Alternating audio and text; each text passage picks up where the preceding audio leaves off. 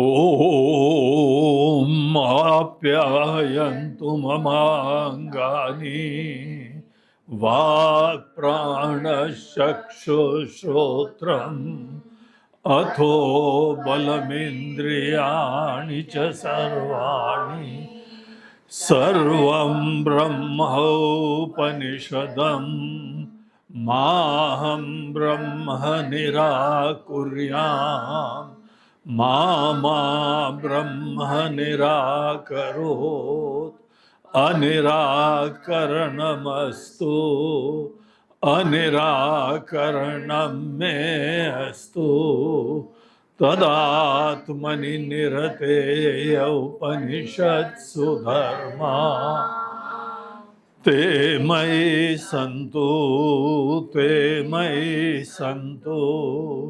ओम शांति शांति शांति।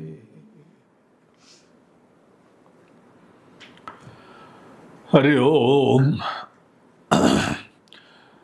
कल हम लोग केनोपनिषद के दूसरे खंड में प्रवेश करने के बाद दूसरे मंत्र का हम लोगों ने पाठ किया था। आइए इससे पहले हम लोग उसके ऊपर और चिंतन करें। इस दूसरे मंत्र का पाठ करते हैं। नाहं मन्ये सुवेदेति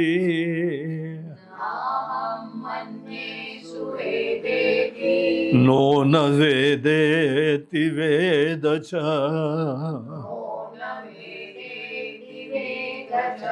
यो नस्तद्वेद तद्वेद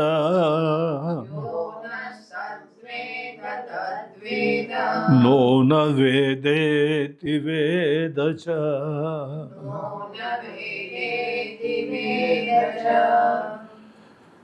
तो यहाँ पे ये दूसरे खंड में एक मननात्मक खंड प्रारंभ हुआ है।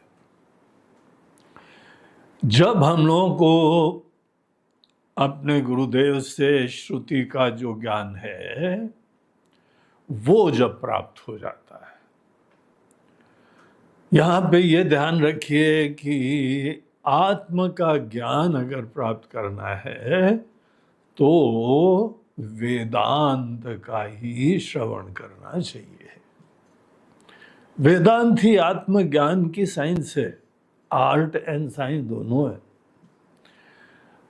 और इसीलिए आप कोई भक्ति के ग्रंथ पढ़ें, लीला भगवान की पढ़ें, गुणगान गाएं, ये सब प्रारंभ में बहुत अच्छा होता है, लेकिन शुरू से ही ये बात समझ में आनी चाहिए कि भगवान के भजन कीर्तन से आपके अंदर वो गुण आने लगेंगे जो ज्ञान के लिए आपको पात्र बनाते हैं। ये बहुत बड़ा योगदान है, रोल है इनका। इसीलिए हमको भगवान के भजन भी करने चाहिए, गुणगान भी गाना चाहिए, आराधना करनी चाहिए। इनमें कोई धर्म संकट नहीं आना चाहिए। आप इस समय उपनिषद पढ़ रहे हैं, इसका मतलब वो सब फालतू था, ऐसा नहीं है। उसका बहुत बड़ा योगदान था। और इससे बड़ा योगदान क्या हो सकता है कि आज आप उपनिषद पढ़ने के लिए पात्र बन गए। अगर नहीं भी बन गए हैं पूर्ण रूप से तो कम से कम इंटरेस्ट हो गया है, ये जिज्ञासा का प्रादुर्भाव हो गया है। अगर किसी व्यक्ति के अंदर जिज्ञासा उत्पन्न हो जाए, प्रेरणा उत्पन्न हो जाए, सामर्थ्य उत्पन्न हो जाए, अगर अभी तक जो ज्ञान चल रहा था, चिंतन चल रहा था, आप उसमें बैठे रहे हैं, आप सोच लीजिए ये भगवान की भक्ति की ही कृपा होती। तो इसीलिए उसको कभी कम नहीं आंकना चाहिए, लेकिन इसमें भी कोई भ्रम नहीं होना चाहिए कि हमको भगवान के भजन कीर्तन से हमको यह ज्ञान प्राप्त हो जाएगा। भगवान का ही दर्शन है आत्म का ज्ञान। आत्मज्ञान एक विशेष रहस्य है, सीक्रेट है, जो कि सामान्य उपासना से नहीं प्राप्त होता है। उपासना का प्रयोजन, जैसे हनुमान चालीसा में बताया, मन मुकुर सुधारे। हमारे मन रूपी शीशे को निर्मल करना, साफ करना, स्वच्छ करना, ये कितनी बड़ी बात है। यहाँ पे दुनिया में सब लोग आते हैं, सतत मन को मलिन करते रहते हैं। आपके पास एक ऐसी विद्या आ जाए कि आपका मन जो है निर्मल होता जाए, तो इसका बहुत आदर करना चाहिए। और जैसे डेली आप स्नान वान करते हैं ना, वैसे ही मन को अगर नहलाना है तो भगवान के गुणों का स्मरण करना चाहिए। और स्मरण ही नहीं, भजन करना चाहिए, गुणगान गाना चाहिए, रमना चाहिए। और ये जो है ना आजकल बड़ा खतरनाक हो गया है कि भजन करना चाहिए। चलो महाराज जी कौन सा भजन गाएं? देखो ये बहुत ही जो है वो बड़ा दोष है। आप सोचते हैं कि आपने भगवान का भजन गाया तो क्या भगवान का गुणगान करा है क्या? गुणगान गाने के लिए आपको पूरा भजन का अर्थ बुद्धि नहीं दिल से पता होना चाहिए। आप जिस समय भजन गाएं तो आपके दिल का उद्गार होना चाहिए। अभी कहां तक सच्चा है ये आप ही जानो। कई बार मीनिंग ही नहीं पता होता है। तो ऐसा नहीं, तब तक जो है ना आप भजन नहीं गा रहे हो, आपका हृदय गुणगान गाने लगे, हृदय गाने लगे। फिर क्योंकि आपका हृदय और वाणी इनका बहुत अच्छा तालमेल है, जब दिल गाता है तो वाणी भी उसको अभिव्यक्त करती है। इसीलिए ये सब आप उपनिषद सुन रहे हैं, इसका मतलब ये नहीं है भजन पूजन गलत है, बेकार है। आगे देखिए इस चीज के बारे में पूरा प्रसंग आता है, एक अध्याय आएगा।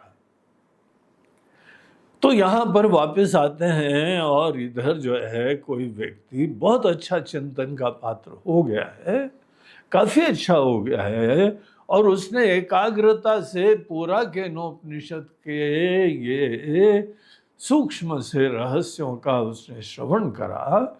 श्रवण के बाद सदैव एकांत में बैठ के मनन करना चाहिए। श्रवण में जो हम गुरु मुख से किसी बात को देख लेते हैं ना, मनन में वो ही बात को आप एकांत में बैठ के स्वतः चिंतन से देख सकते हैं। यही मनन का प्रयोजन होता है। जब आप गुरु के चरणों में बैठे हैं तो आपको देखिए कुछ टेंशन ही नहीं है, शांति से बैठो, मन को निश्चिंत करके बैठो, एकाग्र करके बैठो, और चिंतन तो गुरु जी करते हैं, हम उसको फॉलो करते रहते हैं।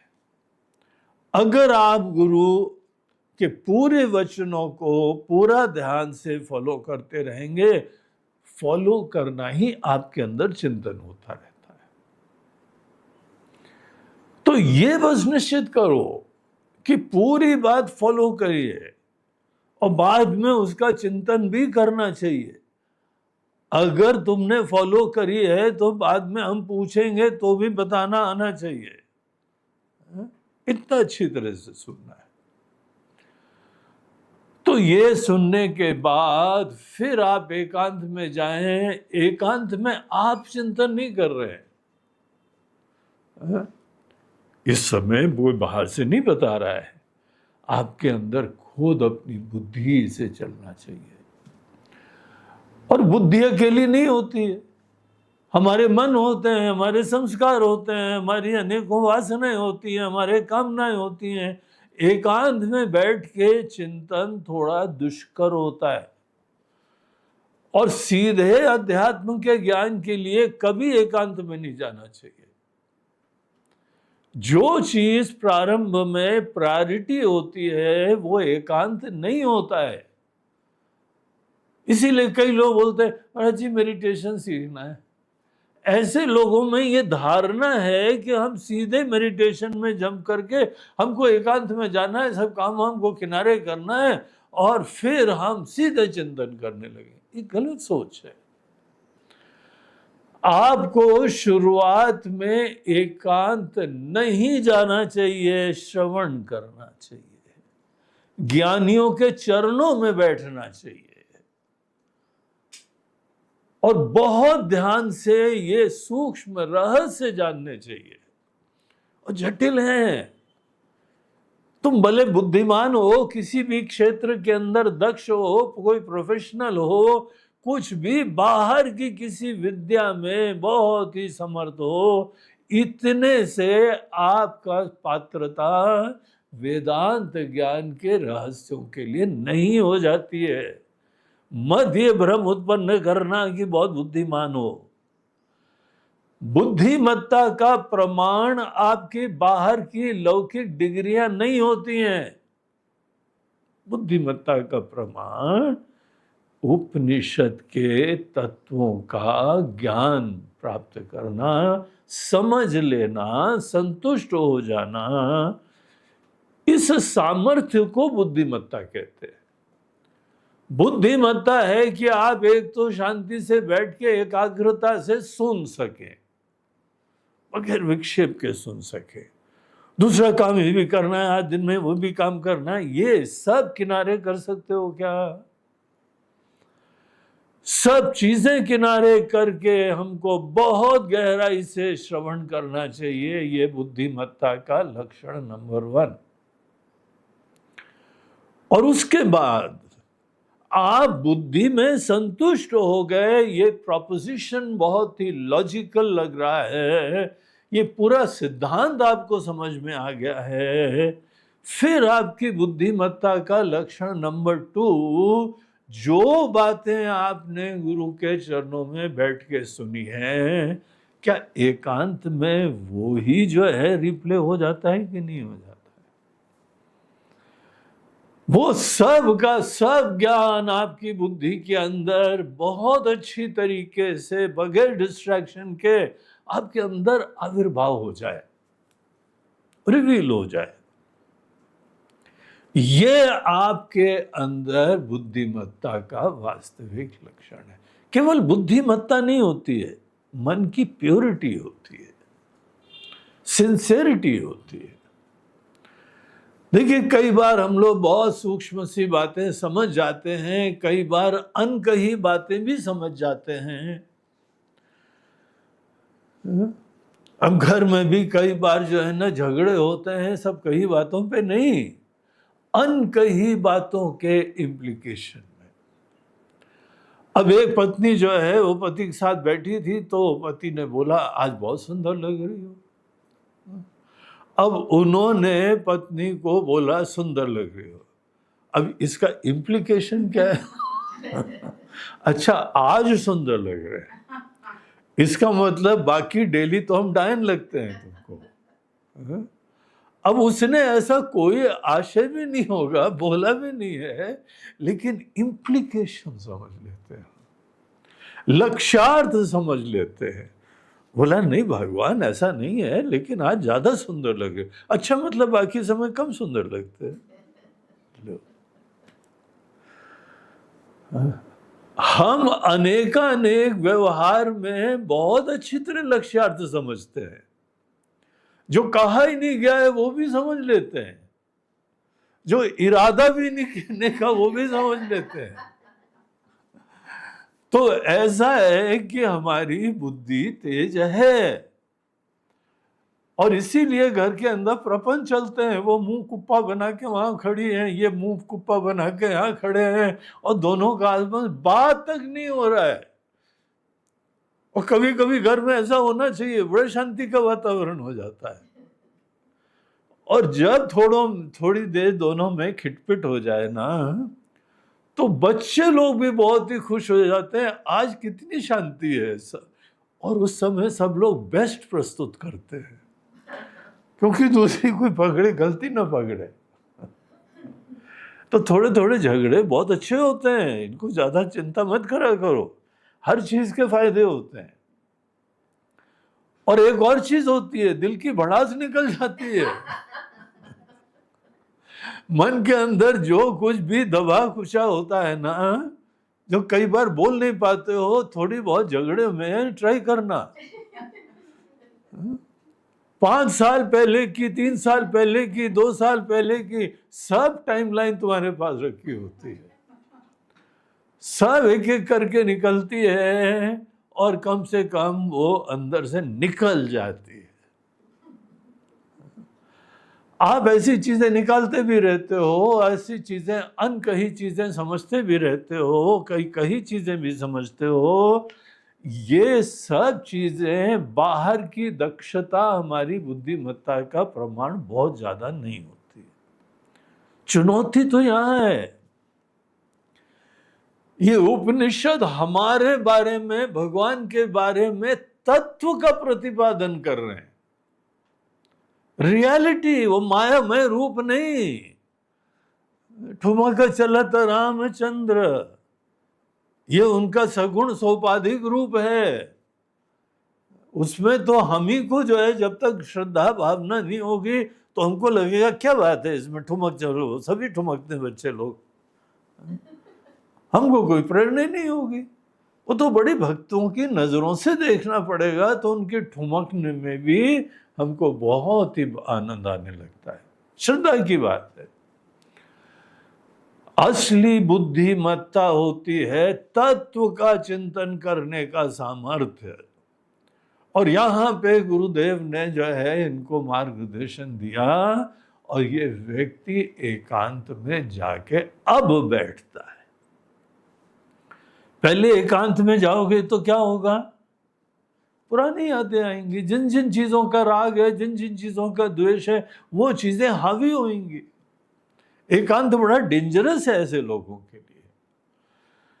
तुम्हारी राग की इंटेंसिटी बढ़ जाएगी, द्वेष की इंटेंसिटी बढ़ जाएगी। एकांत तुमको ले डूबेगा। एकांत में हमको बाहर से लगता है डिस्ट्रैक्शन कुछ नहीं हो रहा है, डिस्ट्रैक्शन नहीं हो रहा है, तुम्हारा मन ही तुमको ले डूबेगा। इसीलिए शुरुआत में एकांत में मत जाओ, सत्संग में जाओ। और सत्संग का सबसे अच्छा तरीका होता है, या तो आप व्यक्तिगत रूप से कहीं गुरु जी के पास जाओ, सेवा करो, शुश्रूषा करो, और नियम का पालन करके श्रवण करो। अन्यथा ये प्रवचन सुनो। आजकल ऑडियो वीडियो सब व्यवस्थाएं, फैसिलिटीज अवेलेबल होती हैं, इनको सुनो। पुराने समय में ग्रंथ का अध्ययन करते थे, पाठ करते थे। घर में और कोई नहीं है, यहाँ पे हम चिंतन भी नहीं कर सकते, पाठ करो, वो सत्संग है, संतों का साथ है, उनके विचारों में रम रहे हो। ये बहुत कल्याणकारी है। किस धरातल पे तुमको उठा ले जाते हैं, जगा देते हैं, अनेकों प्रश्नों का उत्तर प्राप्त होने लगता है। तो इस तरीके से एकांत में जाने के बजाय सदैव अध्ययन का, चिंतन का, सत्संग का मन में शुरुआत में हमारी प्रायोरिटी होनी चाहिए, इसकी प्राथमिकता। और एक बार हमको बहुत ही बौद्धिक रूप से अकेले में तुम्हारी बुद्धि गुरुजी जैसे काम करे, इतनी प्रबुद्ध होनी चाहिए। जब तक तुम्हारी बुद्धि खुद तुम्हारा मार्गनिर्देशक नहीं होती है, कोई प्रश्न उठाओ, समाधान बुद्धि के अंदर से आना चाहिए, तभी रेडी। कोई मन के अंदर चीज का ज्ञान हो तो हमको जो है उस चीज का गाइडेंस अपनी बुद्धि देने लगती है। देखिए, भगवान कृष्ण और अर्जुन जिस रथ पे बैठे हैं ना, वो हमारा शरीर है। भगवान बुद्धि रूपा है और अर्जुन जीव रूपा है। तो जीव को अपनी बुद्धि ही गाइडेंस देती है, जब तक नहीं देती तब तक सत्संग करना पड़ता है। और जब आपकी बुद्धि में वो सब शास्त्र का ज्ञान आ जाता है, तब गुरुजी बोलते हैं, हाँ बेटा अब कमंडलू उठाओ और चलो। अब तुम जो है कहीं पर भी बैठोगे, एकांत में जाओगे, तुम्हारी बुद्धि के अंदर हम तो घुस गए हैं, तुम्हारी बुद्धि के अंदर, तुम्हारे दिल के अंदर भी घुस गए हम। तो जहां पर भी बैठोगे बुद्धि गाइडेंस भी देगी, मन प्रेरणा भी देगी। वो राइट टाइम होता है जब आप एकांत में जाके चिंतन करें। एकांत में आदमी को तपस्वी होना पड़ता है, एकांत में किसी का साथ चाहिए नहीं होता है। अब कई बार ये रहता है कि लोग एकांत में नहीं रह पाते। जब भी एकांत में रहते हैं, एक पक्षी की फोटो देखा, वो अकेला बैठा है पक्षी, तो भिन्न भिन्न लोग उसके क्या क्या कमेंट देते हैं, उससे उनकी मनस्थिति पता लगती है। एक जो है व्यक्ति ने एक चिड़िया शांति से बैठी हुई है और हमने फोटो वोटो खींच के अपने सोशल मीडिया पे हमने शेयर कर दी। एक सज्जन ने लिखा, महाराज जी कितनी शांत स्वरूप है, एकांत में भी ऐसे शांत चित्त हो के देखिए, उसकी आंखों में स्थिरता है, शरीर के अंदर जो है बड़ी स्वस्थता है, मन में प्रसन्नता दिख रही है, और गीत भी कितना बढ़िया गा रही है। अगर सुंदर गीत हो, शरीर बड़ा प्रफुल्लित शांत स्वस्थ हो, तो मन कितना सुंदर है इसका। एक ने मन की सुंदरता, प्रफुल्लता, शांति देखी। दूसरा भूखा था, से बोला ये ऊपर से देख रही है क्योंकि नीचे उसका शिकार घूम रहा है, वो निशाना लगा रही है, अभी डाइव करती हूं मैं, अभी जाके पकड़ लूंगी। तीसरे सज्जन ने लिखा, बड़ी अकेली बैठी है, सो अलोन, सो लोनली। अब लोग कमेंट देते हैं, बोला यार लोनली तुम इसको देख रही हो, इसका क्या चक्कर है? कभी तो उसके दिल के अंदर झांक के देखो। इसी को बोलते हैं रज्जू के ऊपर सर्प का अध्यारोप करना। तुमने अभी उसका दिल देखा ही नहीं है और तुमने अपने दिल की भावना आरोपण कर दी। तो हमको पता लग गया। क्या पता लग गया? That you are very lonely. तुम बहुत ही अकेले हो, इसीलिए बैठी हुई चिड़िया को तुमने क्या बोला? So lonely. अरे यार, समाधि में भी आदमी शांति से बैठता है, तुमने समाधि क्यों नहीं देखी उसकी? आत्मनि एवा आत्मना तुष्टः क्यों नहीं देखा? आपको पता है लोनली और अलोन में क्या फर्क होता है? दोनों अकेले होते हैं। जब हम लोग बहुत ही लोनली होते हैं तो मन में घुटन होती है, कमी होती है, बेचैनी होती है, अभाव होता है, और हमारा अकेलापना जिसके प्रति अनुराग है उसके साथ से पूरा होता है। और अलोन में क्या होता है? अलोन में भी हम एकांत में होते हैं, अकेले और केवल। इन दोनों में क्या फर्क है? आप अकेले हैं तो आपको साथ चाहिए किसी का, और फिर किसी को फोन करा, हाँ भैया क्या कर रहे हो, आ जाओ यहीं आ जाओ, चाय पियेंगे साथ में बैठ के, तब उनका अकेलापना दूर होता है। या उनके ही अपने रिश्ते नाते, बाल बच्चे, पति पत्नी, वो उनके पास जाके बैठो। जब भी कोई साथ में पति हो या पत्नी हो तभी हम कंप्लीट होते हैं, नहीं तो अकेले। अकेलापना दिखाता है कि व्यक्तिगत रूप से मन में बड़ा भयंकर घुटन है, अभाव है, बेचैनी है, और किसी का साथ आता है तो थोड़ी देर अपनी घुटन, अकेलापना वो हमारा खत्म हो जाता है। खत्म कुछ नहीं होता है, बस उसकी तरफ ध्यान नहीं जाता है, क्योंकि ध्यान कहीं प्रपंच पे जाएगा, कहीं और दूसरी तरफ ध्यान जाएगा। जो व्यक्ति अभी बैठ के केवल यही मन में रिस्पांस आता है कि अकेले हैं, और ऐसे गाने अच्छे लगते हैं, अकेला हूं मैं। अकेले क्यों हो भाई? अरे मन में अभाव है, काश कोई होता हमारे साथ, काश कोई होता। तो देखिए, अभी तक आप एकांत में जाने के लिए रेडी नहीं है। अगर आप लोनली फील करते हैं, अकेला फील करते हैं, घुटन फील करते हैं, बोरियत फील करते हैं, ये बोरियत एक और बढ़िया वर्ड है, बहुत कॉमन है। क्या कर रहे हो? अरे कुछ नहीं कर रहे हैं यार, बोर हो रहे हैं। ऐसे व्यक्ति को अकेले थोड़ी जाना चाहिए, कंपनी में जाना चाहिए किसी के। लेकिन जब आप अपने अंदर संतुष्ट हैं, कोई प्रोजेक्ट है, कोई प्लानिंग है, कोई गोल है, कोई चैलेंज है, कोई चिंतन है, कोई साक्षात्कार करना है, और अकेला हमको पना अच्छा लगता है क्योंकि हम टोटल फोकस कर पाते हैं, तब जाके आपके पास पर्याप्त ज्ञान है, तब आप अकेले जा सकते हैं, अकेले में रह सकते हैं। फिर कहीं पर भी जंगल में कोई भी जो है वो रेस्ट हाउस देखो, लॉग हट देखो या ट्री हाउस देख लेना। ट्री हाउस होते हैं पेड़ के ऊपर घर बनाया होता है घोंसले की तरीके से, वहां और ज्यादा एकांत होता है क्योंकि चिड़िया ही आती है, कोई नहीं आता है। बड़े अच्छे अच्छे जंगल में जो है ट्री हाउसेस बने होते हैं, ऊपर से देखना कोई चिंता की बात नहीं है। यद्यपि अभी हमने फोटो देखी एक जगह, पानी की टंकी बहुत ऊंची थी और उसमें सीढ़ियां थी। एक बैल जो है तकरीबन सीढ़ी चढ़ के पानी की टंकी के पास पहुंच गया। अब हमने सोचा कि देखो, ट्री हाउस में रहने वाले लोग सोचते होंगे यहाँ शेर नहीं आएगा। अरे बैल आ गया तो शेर नहीं आएगा क्या?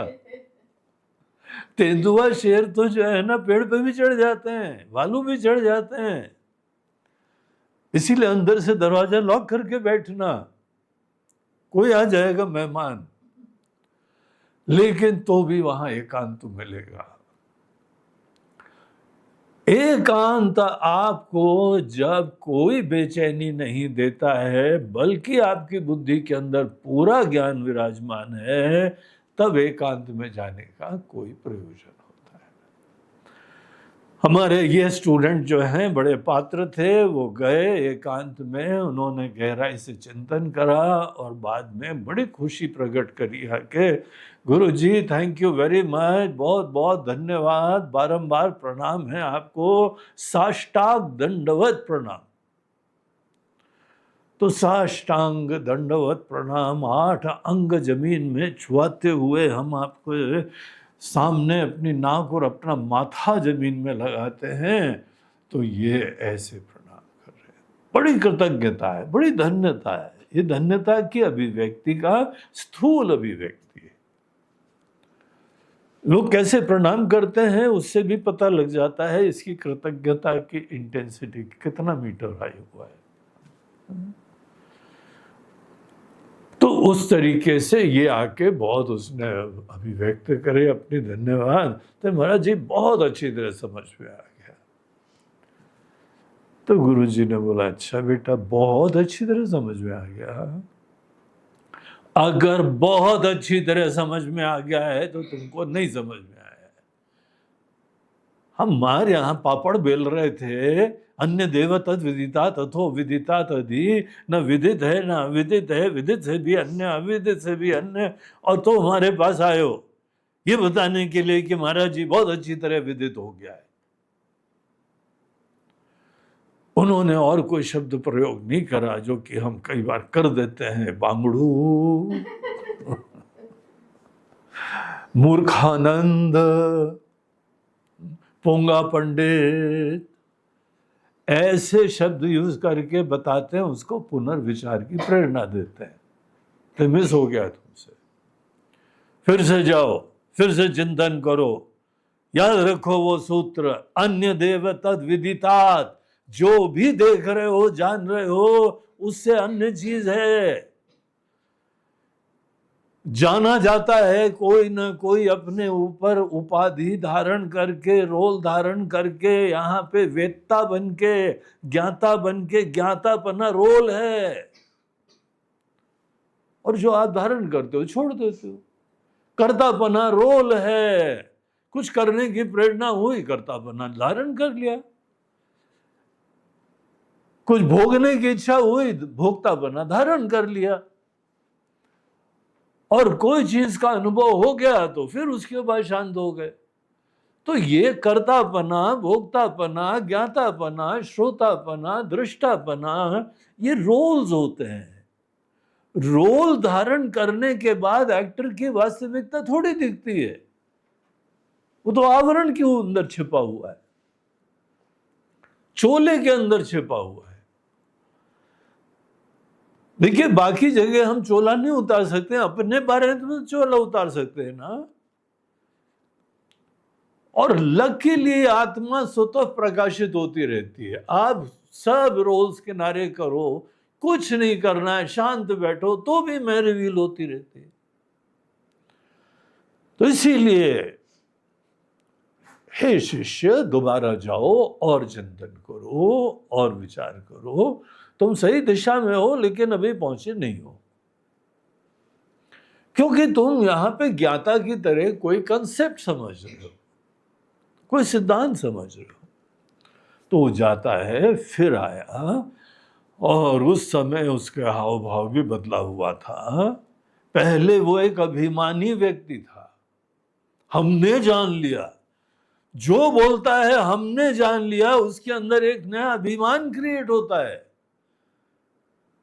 और इसीलिए हर वाक्य में उसको बोलना पड़ता है। वैसे हम अभिमान से नहीं बोल रहे, अरे यार हमने कहा बोला, तुम ही मन के अंदर इस संभावना को ला रहे हो और फिर ये वाक्य बोल रहे हो। तुम सीधे बताओ ना, तुमको ये एडजेक्टिव्स यूज करने की जरूरत क्यों पड़ती है? तुमको ज्यादा दिखावे की जरूरत क्यों पड़ती है, कहीं हमारा अभिमान पकड़ा ना जाए? हम बड़ी विनम्रता से काम करते रहे। पूरा हाव भाव बदल जाता है जब उसको विदित की तरह नहीं जानते हैं, लेकिन विदित से अन्य तरह से जानते हैं।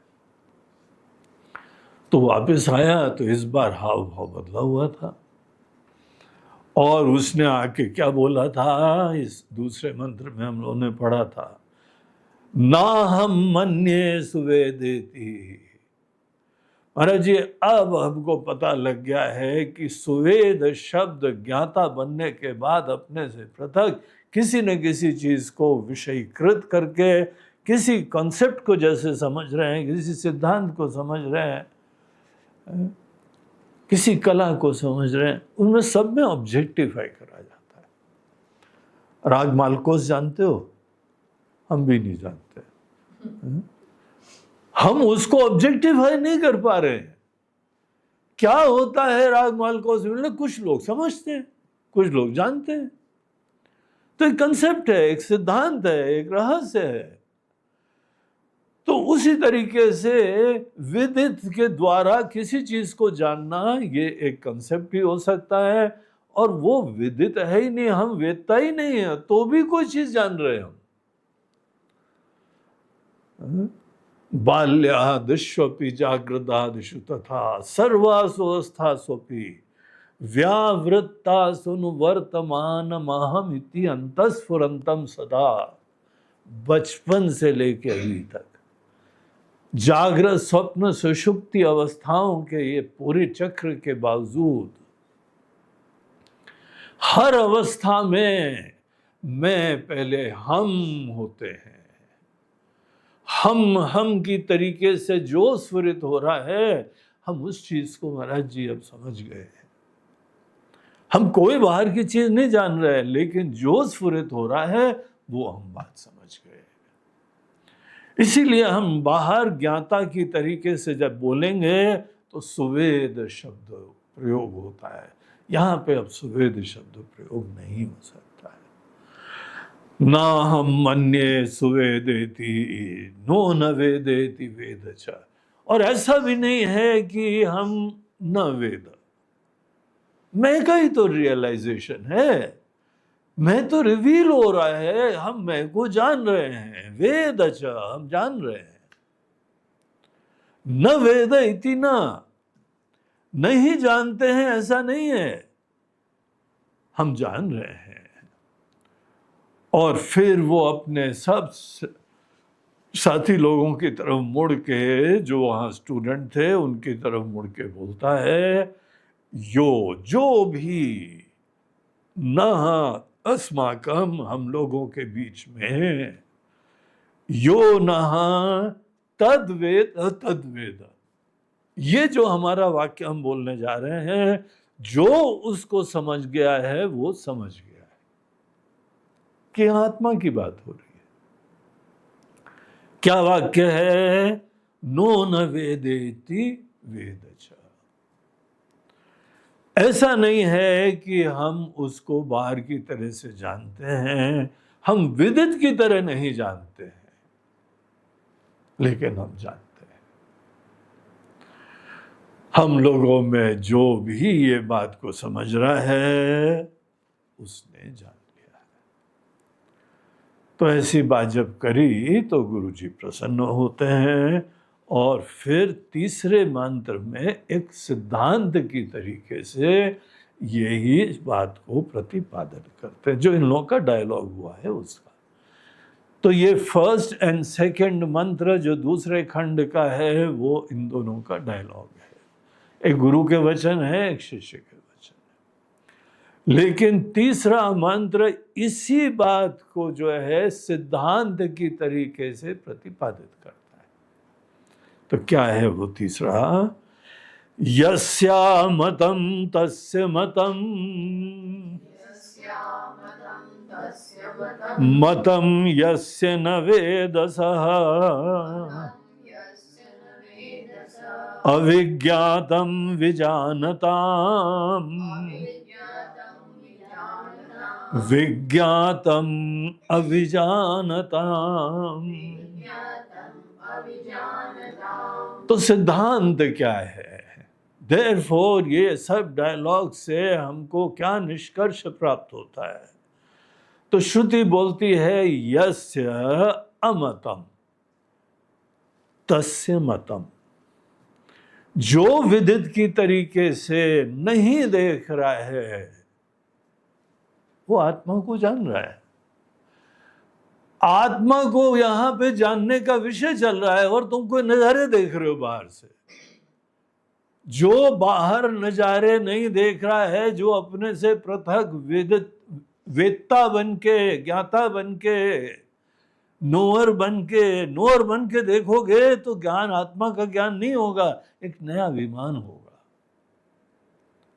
इसलिए समझ जाना, ये बाकी दुनिया के ज्ञान की तरह से ये ज्ञान नहीं है। बाकी दुनिया भर का ज्ञान अनात्मा का ज्ञान है, ये आत्मा का ज्ञान है, जानने वाले का ज्ञान है। आत्मा मतलब हम, ये हमारा ज्ञान है। इसीलिए जो बाहर अपने से पृथक ज्ञाता वेत्ता बन के नहीं जान रहा है, इसीलिए हम बाहर नहीं जान रहे। यस्य अमतम, जो बाहर नहीं जान रहा है, तस्य मतम, उसने आत्मा के बारे में कुछ समझा है। हम अनात्मा की बात ही नहीं कर रहे हैं। तो तुमको वेत्ता होना, दृष्टा होना, श्रोता होना, ये चीज कोई बाहर के वस्तु की बात थोड़ी है। तो यस्य अमतम तस्य मतम, मतम यस्य। और अगर कोई वेत्ता ज्ञाता होके किसी चीज को ऑब्जेक्टिफाई कर रहा है, हाँ समझ गए, तो बोलते हैं यस्य मतम। कोई भी चीज जान रहा है, उसने समझा, सिद्धांत समझा होगा, कंसेप्ट समझा होगा, फिलॉसफी समझी होगी, कोई यहाँ पे प्रक्रिया समझी होगी, जो भी समझा है, लेकिन अपने से पृथक ज्ञाता होके, वही जीव होके अपने से पृथक कोई नई चीज को जान रहा है। और बहुत सारी चीजें जानते हैं हम लोग। इसी आत्मा के ज्ञान के बारे में भी शुरुआत में कंसेप्ट जानते हैं, ईश्वर के बारे में जानते हैं, दुनिया के बारे में जानते हैं, कर्म क्षेत्र के बारे में जानते हैं। उन सब में ज्ञाता, कर्ता, भोक्ता, वेत्ता, मनता बन के फिर ये सब ज्ञान प्राप्त करते रहते हैं। तो ये सब ध्यान रखो, ये आत्मा का नहीं, अनात्मा का ज्ञान। अगर किसी व्यक्ति को इस प्रकार से मतम, अगर वो जान रहा है, मतम यस्य न वेदसः, वो आत्मा के बारे में नहीं समझ रहा है, उसकी नजरें कहीं और है, और जो कहीं और है वो अपनी धारणा, अपने अज्ञान का नाश नहीं करता है। ये श्रुति का वचन हमारे अज्ञान का निषेधक है, मैं के बारे में अज्ञान का निषेधक है। हम लोग जन्मजात मैं के बारे में अज्ञान से युक्त होकर पैदा होते हैं, और ये वचन इसलिए प्रमाण वाक्य हो जाते हैं क्योंकि मैं के बारे में आच्छादित अज्ञान ये समाप्त कर देते हैं, और मैं रिवील हो जाता है। पहले भी रिवील हो रहा था, लेकिन हमारे लिए ज्ञान का विषय बन जाता है। ज्ञान का विषय मतलब बाहर विषय की तरह नहीं, लेकिन हम रियलाइज कर लेते हैं।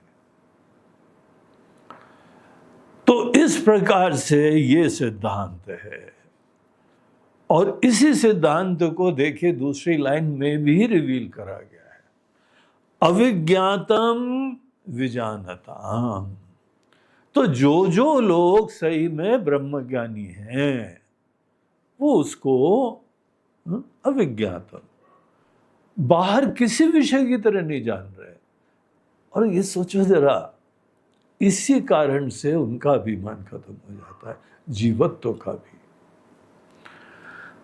हमारे जीवत्व के साथ तादात्म्य का लक्षण ये है कि ये हमारे ज्ञान का विषय है। अगर आप अपने बारे में कोई भी चीज जो ऑब्जेक्टिफाई करी जा सकती है, ग्रहण करी जा सकती, देखी जा सकती है, छुई जा सकती है, फील करी जा सकती है, ऐसी किसी चीज से आइडेंटिफाई कर रहे हैं, तो पता फाइनल प्रोडक्ट क्या होगा? लिमिटेड जीव। यही एकमात्र कारण है हमारी संकुचितता का, हमारे जीव भाव का, कि किसी न किसी विदित चीज के साथ हमने तादात्म्य करा, और इसीलिए लिमिटेड एंटिटी हम बन गए। और लिमिटेशन जहां अपने अंदर आता है तो हमारे अंदर छोटापना लगता है। ये अनात्मा के धर्म आत्मा पे आरोपण करने के बाद ही संकुचितता आ जाती है हमारे अंदर, लिमिटेशन आ जाता है।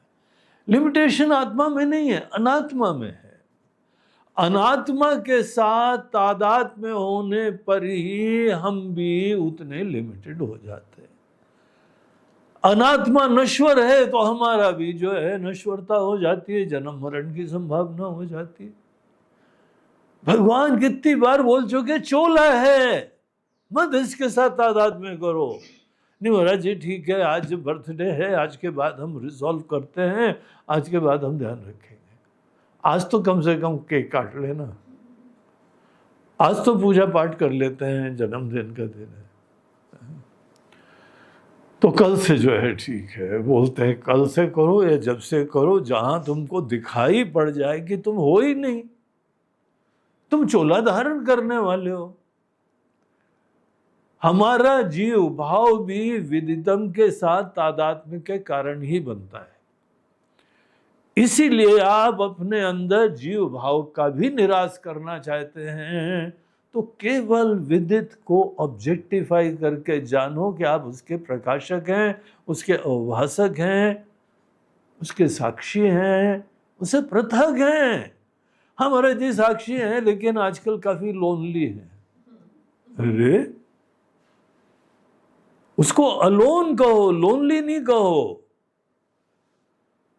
लोनली में वो छोटे पने की घुटन है, अलोन में अखंडता अनंतता में रमण है।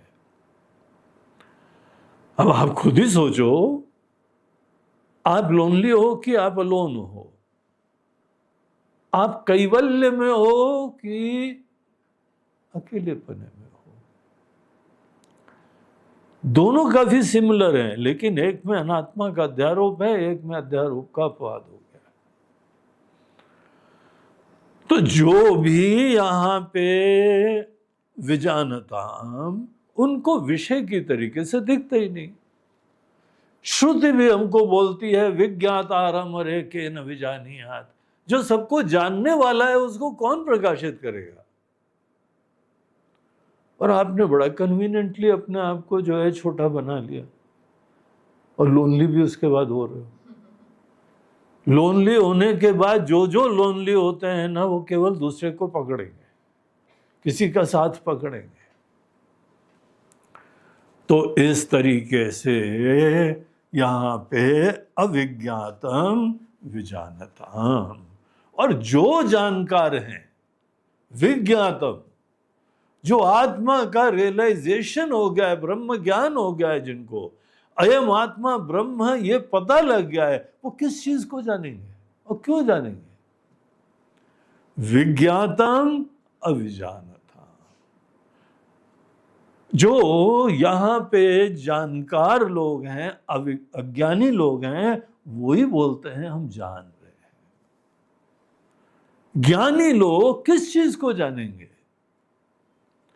ज्ञानी किसी को भी नहीं जानता है, उसने सेल्फ की नॉलेज उत्पन्न कर ली, और उसको प्राप्ति थोड़ी करनी पड़ती, बस जानना ही तो होता है। हम ही प्रकाशक है, शाश्वत है, टाइमलेस है, ट्रांसेंडेंटल है। तो अगर कोई विजानता बोल रहा है हम जान गए हैं, तो वो नहीं जानता है। जो बाहर कुछ नहीं जानता है, वो संभवतः जानता है। इस तरीके से इस प्रसंग में ये सिद्धांत का प्रतिपादन हुआ। और यहाँ पे चौथे मंत्र के अंदर हमको श्रुति एक बहुत बढ़िया तरीका बताती है। तरीका क्या? ये ज्ञानी लोगों का लक्षण ही है, और साथ साथ इसके अंदर एक लक्षणा भी विराजमान है, जो कि बहुत सहायक है। आप जीवन में उठते बैठते सोते जागते ब्रह्म ज्ञान में रम सकते हैं, जो निधिध्यासन का प्रयोजन है। निधिध्यासन में जो मनन करके ज्ञान प्राप्त कर लेते हैं ना, उस ज्ञान में सतत रमने के द्वारा इसको एसिमिलेट करा जाता है, ओन अप करा जाता है। जैसे आज हम लोग अपने जीव भाव को जो है ना, उसमें इतनी दृढ़ निष्ठा प्राप्त होगी, इतना दिल से ओन अप करा हुआ है, हम छोटे हैं। हम जो है वह जीव है, हम मनुष्य हैं, हम व्यक्ति हैं। हमारा जीव भाव, व्यक्तित्व का भाव, इस चीज में बड़ी दृढ़ निष्ठा है। और निष्ठा का प्रमाण यह है कि सपना भी व्यक्ति होके ही आता है। जिस दिन रात को सपना व्यक्ति होके नहीं आए, क्योंकि हम ही सबके प्रकाशक हैं, हम तो वो अखंड अनंत चेतना है जो सबको भाषित कर रही है। वही असली जो है विज्ञाता है। विज्ञाता की रियलिटी वही है। विज्ञातारम हरे के न विजानीयात, कौन जानेगा उसको? आपने ऐसे तत्व को जान लिया है और वो बात दिल में बैठ गई है, और जहां दिल में बैठ गई है वो आपके भावना, खुशी, प्रेम का विषय होना चाहिए। अगर ये ही ज्ञान हमारे अंदर आनंद का विषय बन जाता है, तब जाके उसी में ही रमते रहते हैं।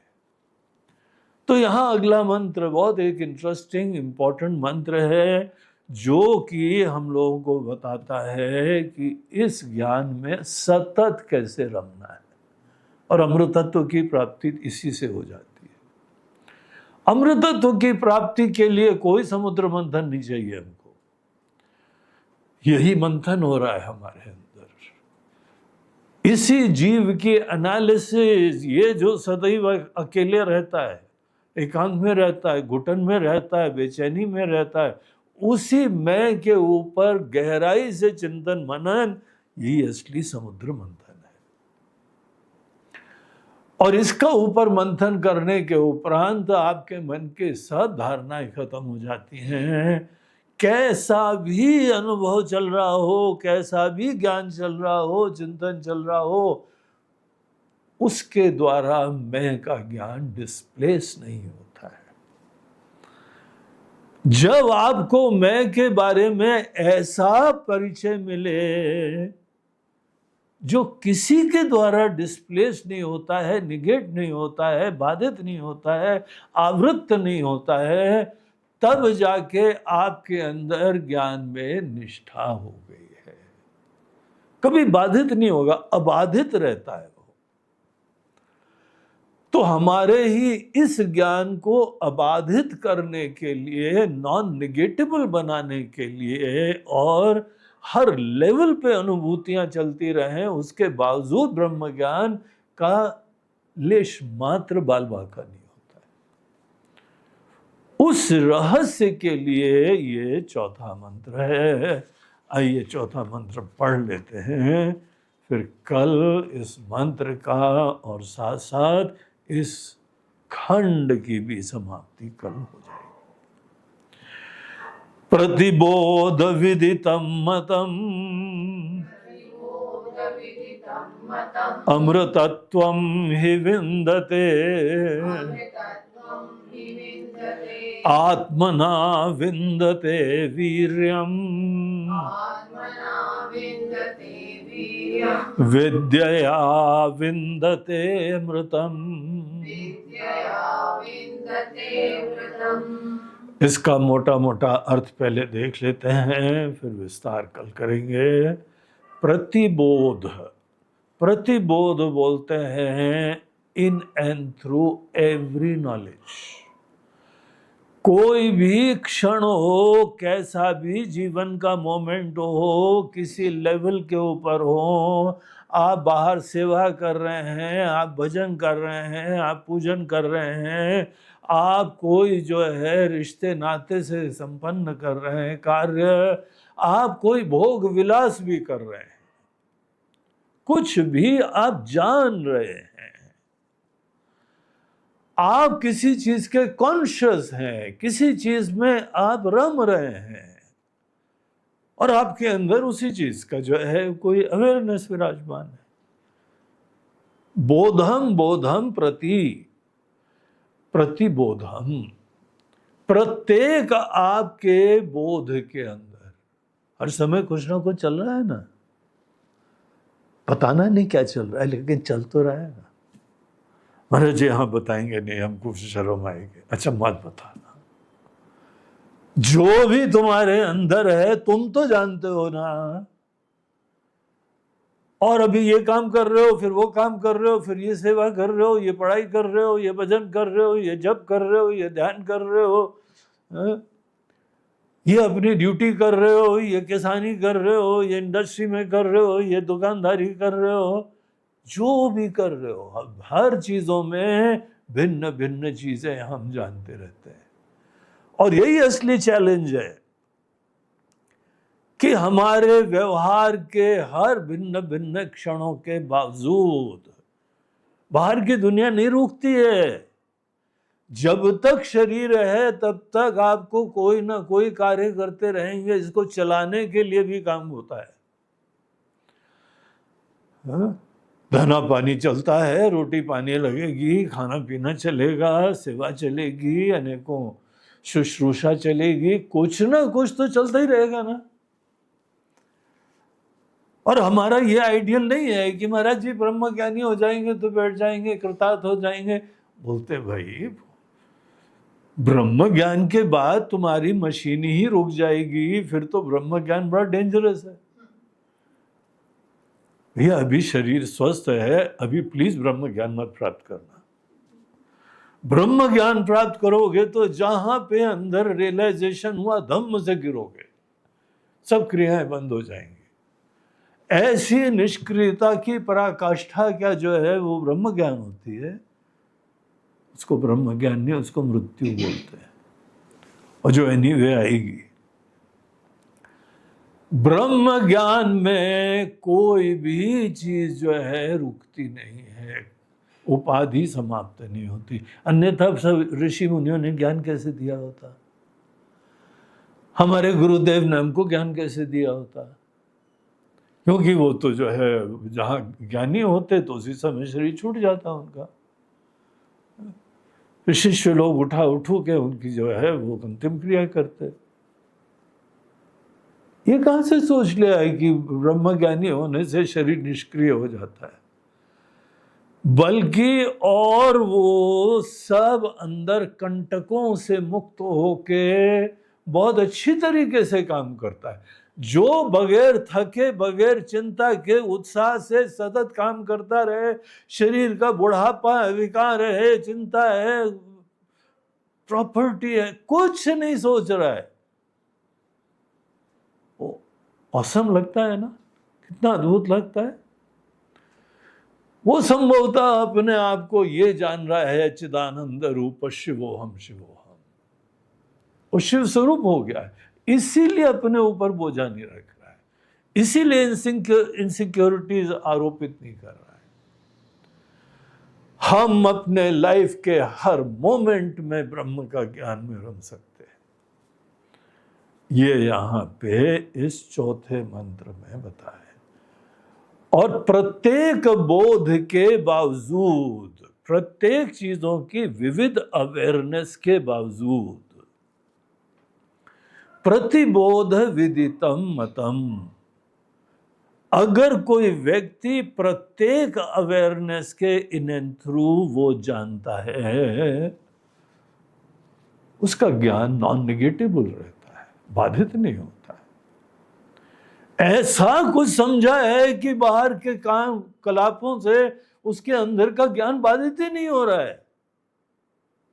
अमृतत्वम ही विन्दते, ऐसे लोग अमृतत्व की प्राप्ति करते हैं।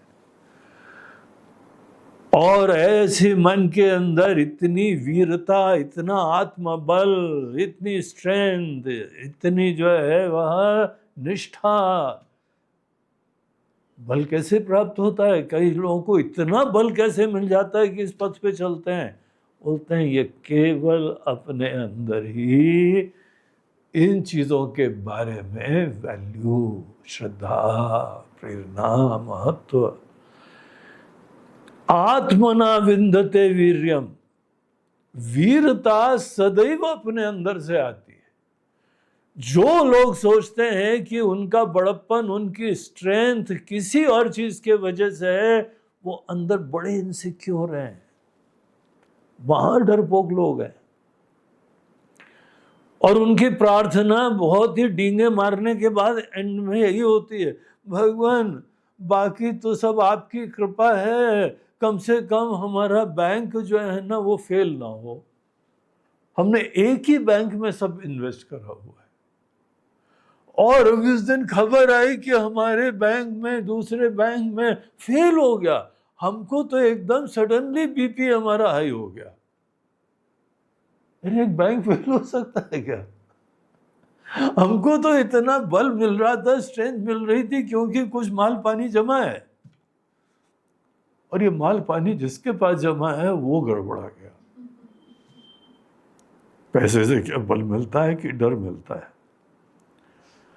आपके बाल बच्चों से आपको बल मिलता है कि डर मिलता है? महाराज जी, सबसे बड़ा दुख जीवन में है कि पिता अपने पुत्र की अंतिम क्रिया करे। ऐसा परम दुख हमको ना मिले कभी। डर गए ना? नहीं होने वाला है, घबराओ मत। लेकिन ये संभावना ही हमको जो है ना हिला देती है। एक के ऊपर आश्रित होके पति पत्नी इन्हीं के साथ जीवन जी रहे। महाराज जी, मरते दम तक हम लोग साथ में हाथ पे हाथ लेके मरे ना, ये पहले मरे ना हम पहले मरे।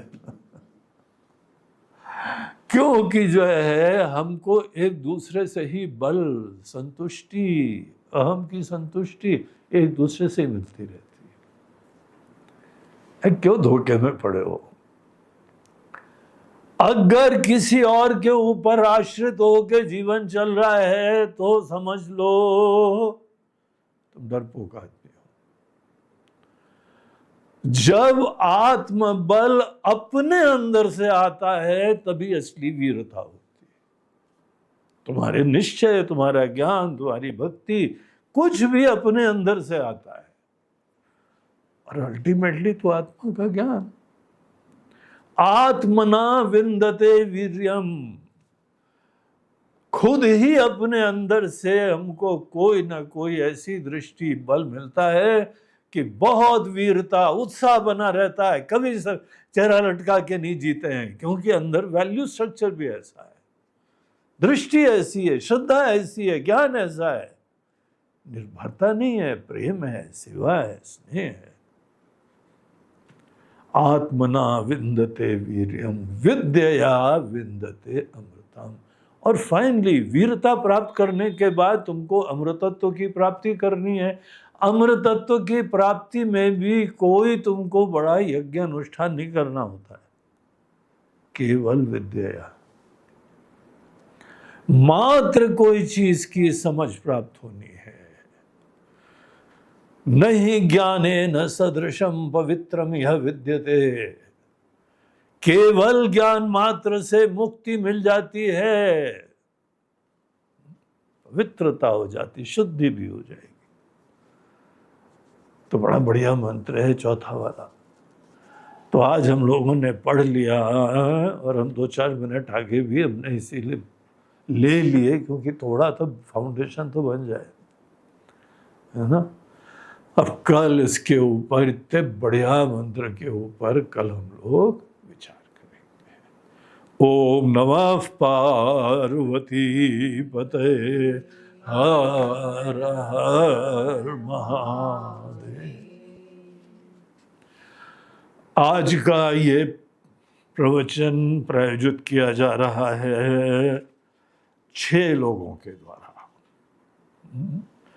आज जो है वो सर्व पितृ अमावस्या का ये प्रवचन चल रहा है।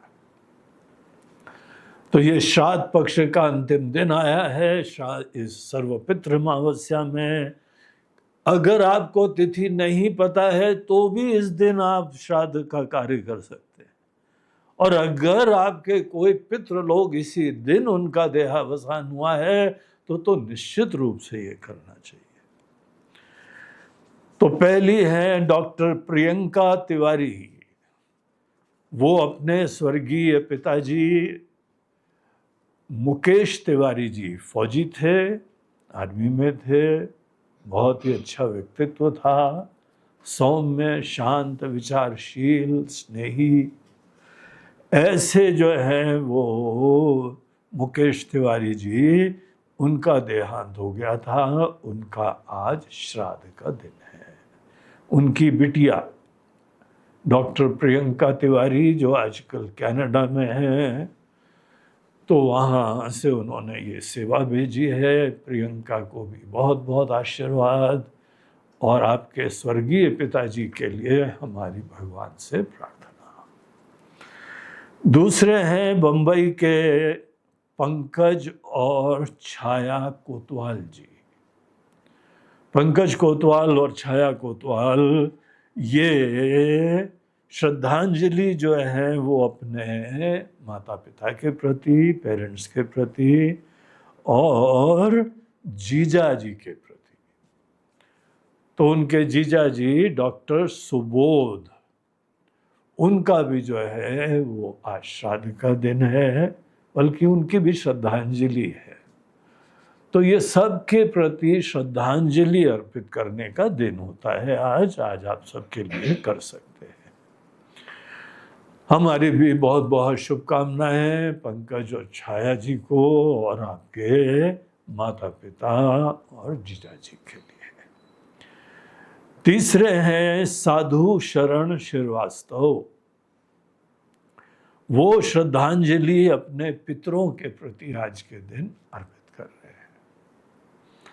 तो साधु शरण जी, आपके समस्त पितरों के लिए हमारे भी प्रार्थना और आशीर्वाद।